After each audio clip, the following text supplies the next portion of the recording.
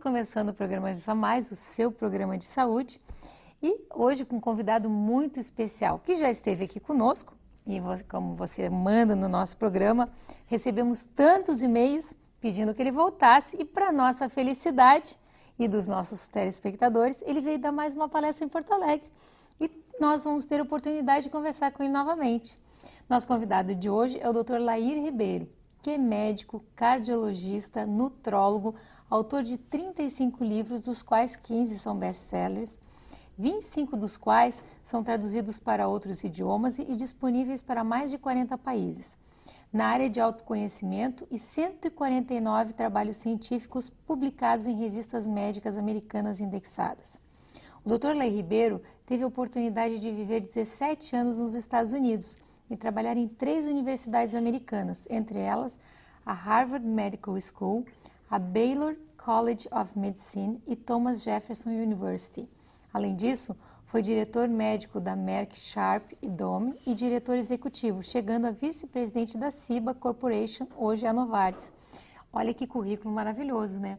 Doutor, obrigado. O senhor não faz ideia a quantidade de e-mails e ligações. Até meu celular as pessoas descobriam e meu telefone não parava de tocar. Por favor, coloque a entrevista do Dr. Lair Ribeiro no site. Que bom, fico feliz de saber disso. Então, para quem não assistiu, já vou dizendo para você. A primeira entrevista do Dr. Lair Ribeiro, vocês vão amar essa, a primeira entrevista já está no site. Bom. Essa vai entrar em seguida, eu prometo. Mas continue nos mandando e-mails, por favor. O nosso site é www.programavivamais.com.br. Eu estou brincando que a gente recebeu muitos e-mails, mas a gente adora receber os e-mails de vocês, adora a participação dos telespectadores, as perguntas são maravilhosas, as dicas, então, encantadoras. Tudo que vocês escrevem para nós, a gente adora. Continuem escrevendo, né, Miguel? Pois é. Sabe que o último programa do Lair, sim, me causou um probleminha sério, né? Primeiro que eu tive que tirar leite de soja da minha geladeira.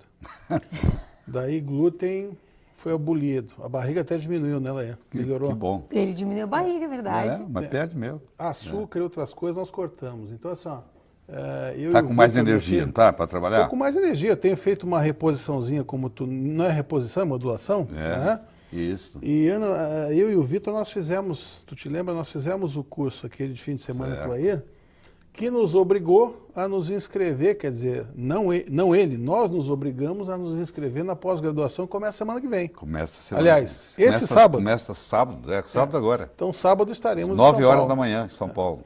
Que eu acho que o caminho, eu estava comentando com o Lair, eu devo receber, se eu disser que é um panfleto por semana, vocês vão achar que é exagero, mas às vezes é mais do que isso.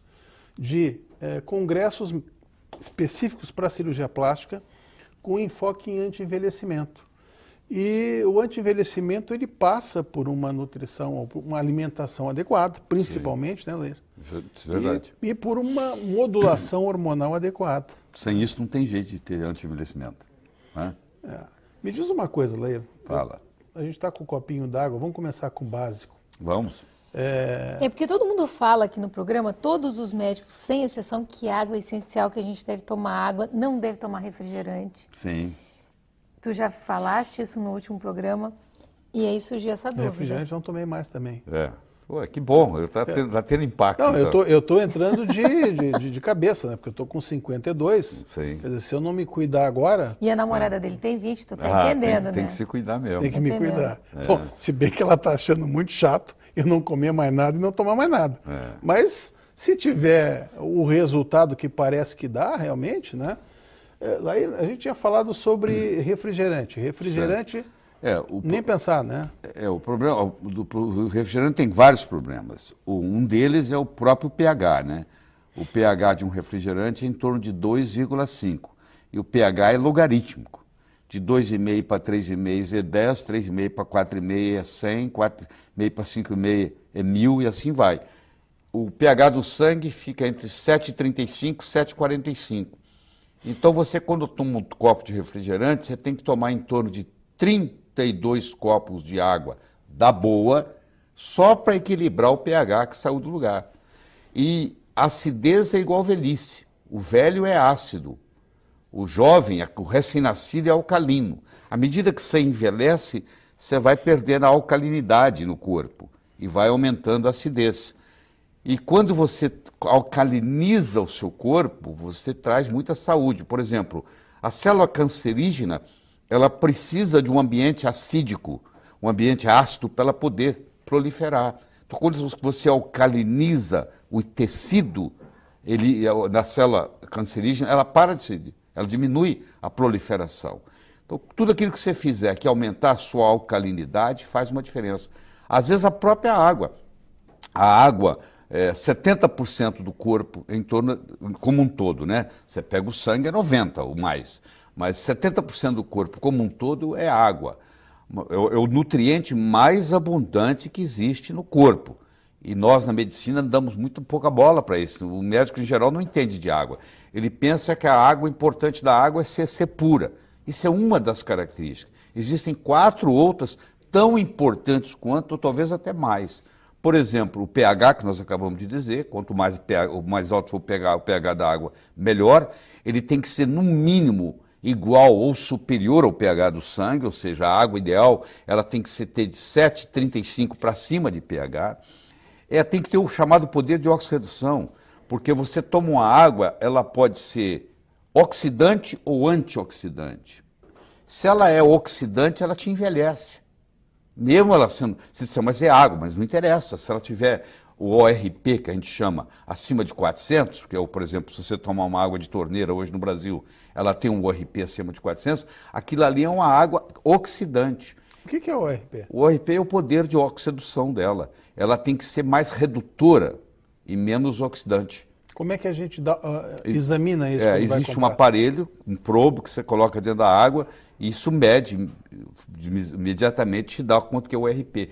O ORP de uma água boa ele tem que ser negativo. Se a gente passar água no filtro, normalmente... Não muda o ORP. Não muda o ORP. Tem nada a ver com a filtragem, não. Tem nada a ver com a filtragem. A filtragem tira os resíduos, mas não muda o ORP. O ORP da água tem a ver com o ângulo da molécula, porque é H2O. Então, o ângulo do hidrogênio faz uma diferença, entendeu? E hoje existem aparelhos, eu inclusive busquei um meu em Hong Kong, fui buscar um para minha casa, onde você pega a água de torneira, passa por esses chamados ionizadores, e quando sai do outro lado, sai uma água não só com pH de 10, mas sai com poder de redução de menos 200.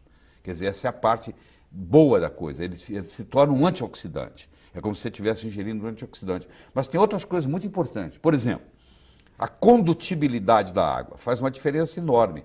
Se você fala assim, eu vou levantar minha mão, levantar meu braço. Quando você dá o comando para levantar o braço, existe uma ordem no cérebro que caminha até os músculos. Bom, isso é conduzido, é um estímulo que é conduzido, onde a água faz parte. Só que se a água não tiver eletrólitos, essa condutibilidade diminui a velocidade. Então, por exemplo, um atleta que toma uma água de baixa condutibilidade, a performance dele atlética cai tremendamente. Vou dar um exemplo de uma água de baixa condutibilidade. Toda água que for por osmose reversa, as pessoas me perguntam, o que eu faço com o meu filtro de osmose reversa? Joga ele fora, ou dá para o inimigo. Porque na farmácia você deve usar água de osmose reversa, porque eles estão fazendo diluições. Mas para você beber no dia a dia, e tem muita gente vendendo filtros de osmose reversa para casa, e a pessoa não sabe, compra e pensa que é um grande negócio, filtra tudo, inclusive os minerais importantes. Esse aqui é o problema. Você vai dizer assim, mas na Arábia Saudita, eles pegam água do mar, fazem a osmose reversa e tomam essa água. Bom, mas só que eles fazem a osmose reversa e quando chega do outro lado, eles fazem uma remineralização da água. Aí a água volta a ter os mesmos minerais de antes. Isso é um processo complicado, não é uma coisa simples que você vai acrescentar. Então a minha recomendação é o seguinte, água destilada não se pode tomar, água chamada purificada não se pode tomar, e tem no mercado, está cheio disso. E água por osmose reversa não se pode tomar. Então, se uma pessoa que toma água por osmose filtrada, por osmose reversa, durante muito tempo, ela desenvolve osteoporose, por causa da água. Você vê que coisa absurda. A água pode engordar, você sabia disso, Ana? Não. A água pode engordar. Por exemplo, se você comprar uma água que vem de Natal, ela não vai vir aqui para Porto Alegre de avião, ela vai vir de caminhão. E vai ter uma hora que vai dar meio-dia, e vai ter uma hora que o sol vai estar quente. E o sol vai bater no plástico do container onde ela está vindo. E aquilo vai liberar xenoestrógenos. E esses xenoestrógenos são absorvidos no seu corpo. E eles não são biodegradáveis. Então, por incrível que pareça, a melhor água é aquela cuja fonte está mais perto de você. Se você conhece uma água espetacular de Fortaleza e uma mais ou menos de Igrejinha, toma sua água de Igrejinha, que é pertinho daqui, entendeu? Quanto mais perto você estiver da fonte, melhor. Porque os xenoestrógenos estão contaminando. Além disso, tem a tensão superficial da água, que aí depende muito do ângulo. Por exemplo, você já deve ter ouvido falar que se você colocar um magneto na água, você melhora a qualidade da água. Então tem garrafas de magnetizadas e tal. O que o magneto faz? Ele muda o ângulo do H2O, do hidrogênio. E quando ele muda esse ângulo, a tensão superficial diminui. Você imagina lá num capilar, Guilherme, onde quase que a água tem que subir contra a gravidade. Porque chega uma hora que ela tem que ir no capilar, e o capilar às vezes é contra a gravidade. Quanto mais baixo for a tensão superficial dessa água, mais ela vai subir. Por incrível que pareça, existe água que desidrata. Olha que paradoxo, porque a tensão superficial dela é tão alta que ao invés dela contribuir para a hidratação, ela puxa o que está lá. E ela acaba desidratando. Então, essa combinação da pureza, do pH, do poder de oxirredução, da condutibilidade, da tensão superficial, isso faz uma água ser remédio. Existe um hospital em Tóquio, no Japão, onde o tratamento é feito com água. A pessoa está com câncer, ela interna, o único remédio que eles dão é o chamado Kangen. O telespectador pode entrar no YouTube, digitar Kangen, Kangen Water, e ele vai ter lá uns 20 filmes importantes no YouTube explicando o que é uma água medicinal, do ponto de vista científico. Então eles não precisam dar remédio, eles curam porque o pH é alto, a condutibilidade é boa, a tensão superficial é baixa, o ORP é negativo, aí você está tomando uma água que é remédio, entendeu?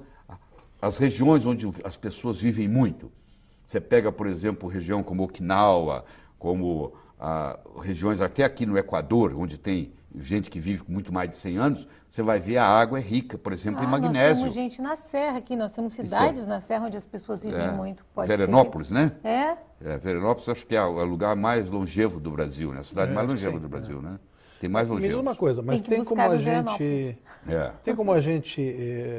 uma dica para quem vai comprar.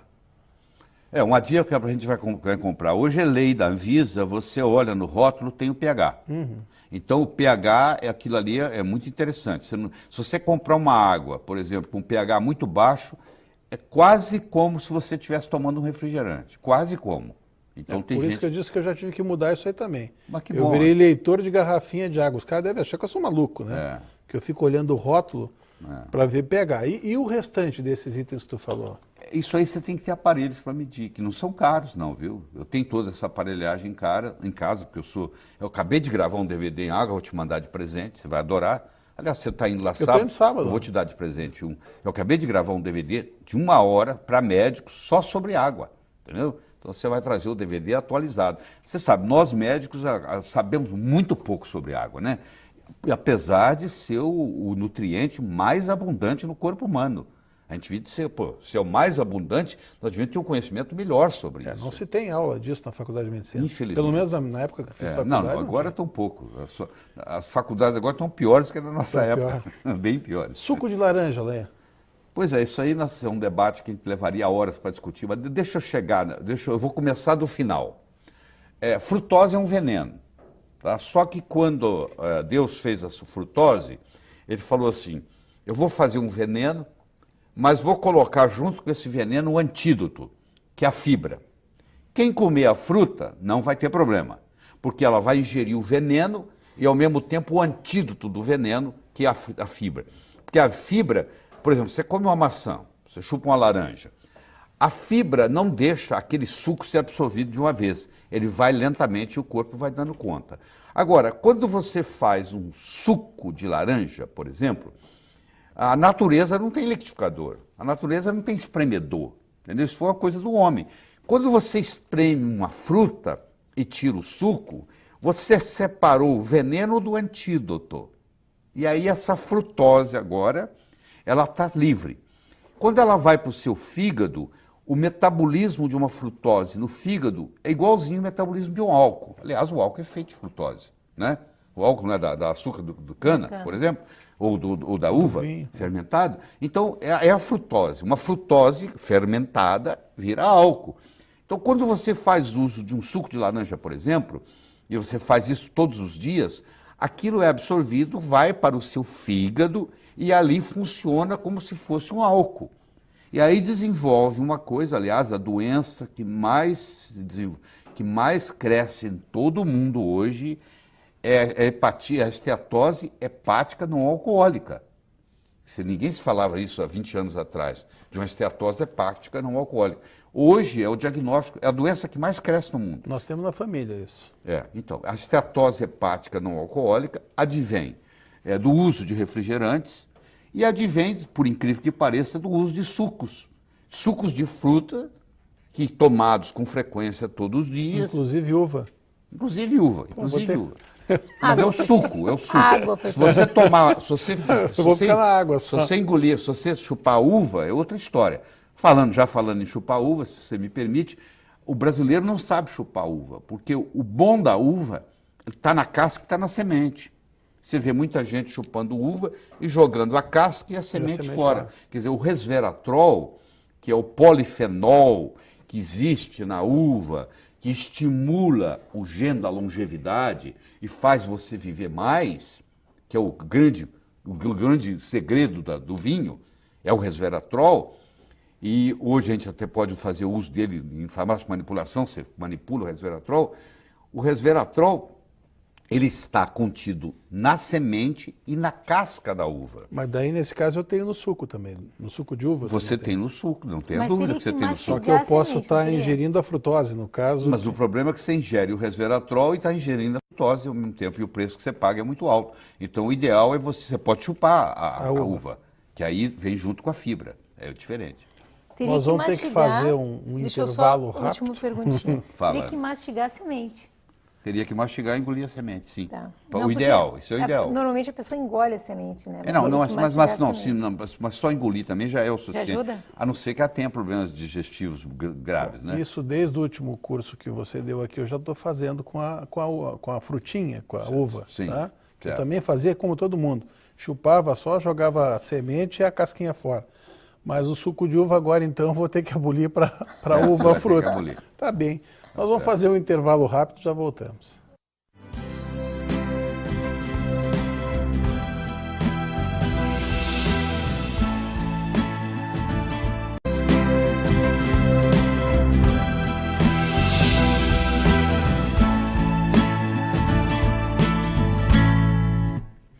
Para você que está nos pegando agora, hoje a entrevista está maravilhosa de novo. Estamos com o Dr. Laí Ribeiro. Felizmente ele veio dar mais uma palestra em Porto Alegre e nós estamos tendo a alegria de tê-lo novamente conosco. E, doutor Laí Ribeiro, eu andei lendo uma entrevista sua na internet que protetor solar engorda e dá celulite. Fiquei surpresa, é verdade isso? Depende do protetor solar, porque é o seguinte, tem substâncias colocadas em protetor solares que tem uma coisa chamada estrogenicidade, ou seja, ela é absorvida e funciona como estrogênio. O estrogênio, ele é lipogênico, ele aumenta a gordura. Então tem gente que exagera no protetor solar, às vezes até sem necessidade, tem mulher que coloca o protetor solar debaixo da maquiagem, eu não sei para quê, porque o carro está na garagem, a pessoa passa o dia inteiro trabalhando, volta à noite, quer dizer, não toma sol nenhum, e eu espero até que tomasse, porque eu acho que todo mundo tem que tomar um pouquinho de sol, porque antes dos antibióticos, tudo era curado com sol, você ia para os solários. A pessoa tinha tuberculose, ia para o sol, a pessoa tinha sífilis, ia para o sol, a pessoa tinha psoríase, ia para o sol. Aí, de repente, fizeram uma lavagem cerebral na gente que o sol faz muito mal. Como faz mal se durante toda a vida, toda a humanidade fez bem? É claro que ninguém vai para uma praia e ficar o dia inteiro lá se torrando no sol. Então, o exagero agora ficou do outro lado. E o que causa o problema na pele, por exemplo, vamos pegar foto do envelhecimento. A mulher fala assim, eu não quero envelhecer, portanto eu não vou no sol. Ou quando for, eu vou me encher de filtro solar. Só que a maioria dos filtros solares brasileiros só protege contra UVB. E quem causa o envelhecimento da pele é o UVA. Então não adianta nada eu me encher de protetor UVB, que a maioria, tudo é UVB, se você comprar ali na farmácia, de 10 são UVBs, e não proteger contra o UVA, que é o verdadeiro causador de câncer de pele. Então, por isso que os estudos estão mostrando que nos lugares onde se usa mais filtro solar, que é o chamado Queensland, é uma cidade na Austrália, é o lugar onde mais se tem câncer de pele. E o filtro solar chegou primeiro que o câncer de pele. Olha o paradoxo. Porque a pessoa passa, pensa que está protegida, mas está protegida contra o UVB, não contra o UVA. Esse FPS, o fator de proteção solar, aquilo é só para o UVB.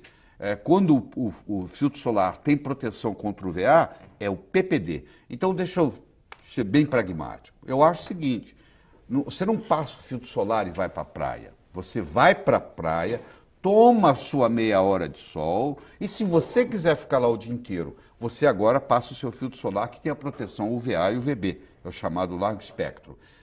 Por quê? E aí a gente manda manipular, então, um filtro solar que tenha UVA e UVB. O produto chama Tinosorb. O Tinosorb é um produto, é um princípio ativo que tanto protege o UVA contra o UVB. Claro que se você compra um filtro solar caro francês, ele já tem o Tinosorb. Mas o que é vendido aqui no Brasil, na farmácia ali, se nós mandarmos comprar agora 10 filtros solares ali e colocarmos ele aqui, eu vou mostrar para você, para os seus telespectadores, que nenhum deles tem proteção contra o UVA. Não tem o PPD, que chama. Porque o PPD, o padrão internacional para proteção contra o UVA, porque é o PPD, tem que ser no mínimo 20.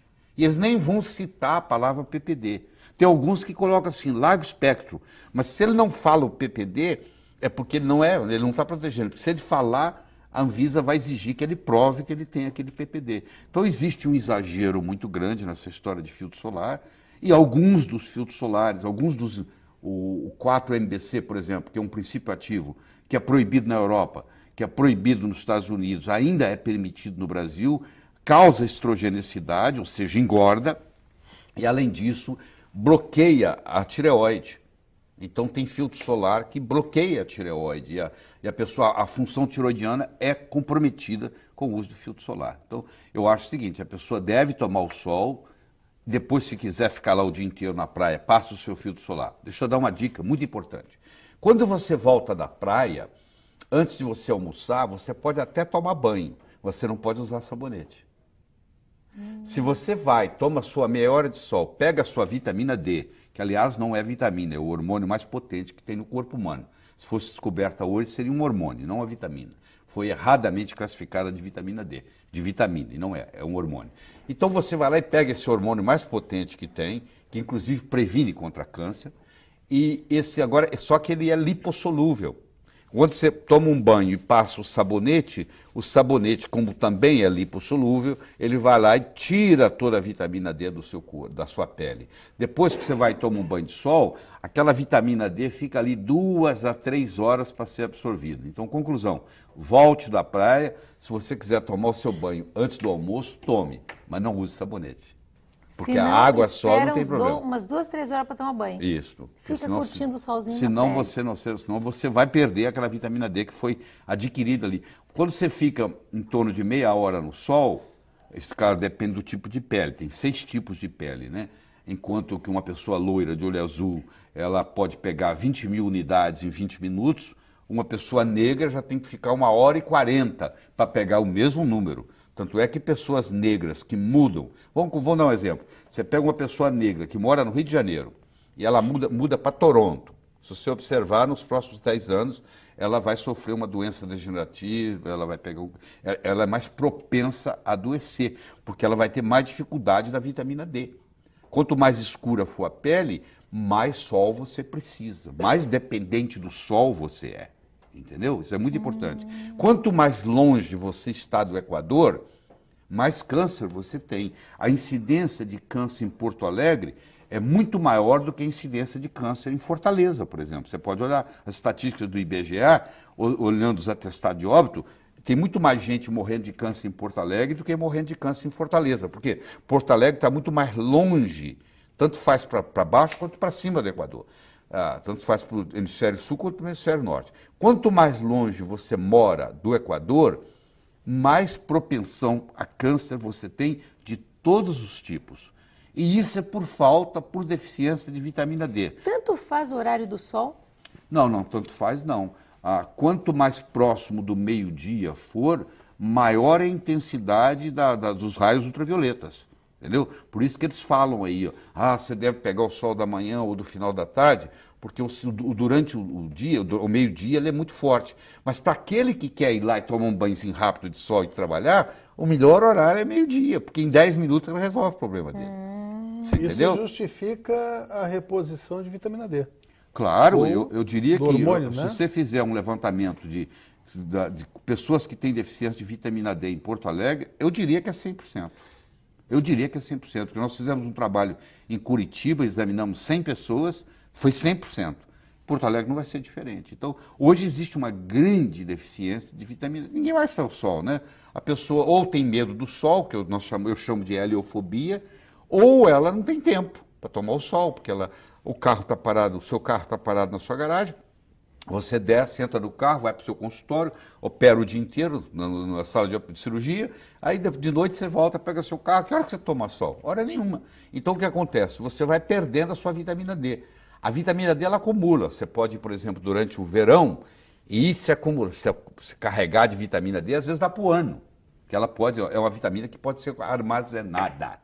Nem todas as vitaminas Como eu podem ser. jogo meu tênisinho no horário do meio-dia, viu? Então. Que o pessoal que já esteve aqui me malhou um monte. Que eu Não, jogo vai ter na hora do catarata, meio-dia, mas tal, vai não estar cheio sei de o quê. vitamina D. Vão me rogando praga. Mas assim, quando eu consigo, eu jogo sempre no horário do meio-dia. Mas essa parte de filtro solar é muito debatida. Eu falo isso tem uns 8 anos.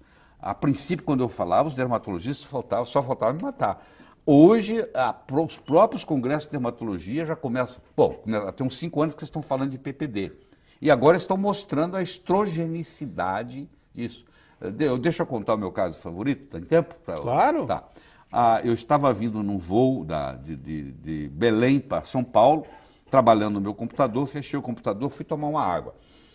Aí a mocinha que estava lá me reconheceu, o senhor é o doutor Laí Ribeiro? Eu falei, sou, o senhor é médico, né? Sou. Eu posso lhe mostrar uma coisa que o senhor nunca viu? Eu falei, pode.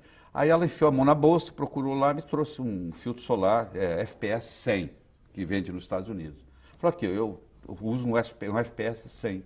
Eu falei para ela, mas você usa isso todos os dias? Ela falou, uso. Eu falei, mas por que você usa? Ela falou, eu trabalho aqui nesse avião, o senhor sabe, aqui tem radiação. Eu falei, querida, a radiação que tem aqui dentro do avião é radiação cósmica, é raio gama. Se você faz uma viagem de São Paulo a Nova York, é mais ou menos 2 raios-x de tórax, corresponde à quantidade de radiação gama que você recebe. Isso não tem nada que você possa fazer, a não ser que a parede do avião fosse um metro de chumbo. Aqui não entra ultravioleta, nem A nem B. Tá, essa era a pergunta que eu ia fazer. E luz? Não, Não tem vitamina, não tem nada, não ajuda, não atrapalha? O filtro solar não bloqueia isso aí, não, de jeito nenhum. Tá, e não ajuda, não atrapalha, a luz não traz benefício nem malefício. Se você entrar numa daquelas luzes de bronzeamento, lá vai ter ultravioleta. Mas aqui não, entendeu? Então não existe razão para explicar, para fazer isso. Aí ela falou assim, eu falei, quanto é que custou isso? Ela falou que custou $271.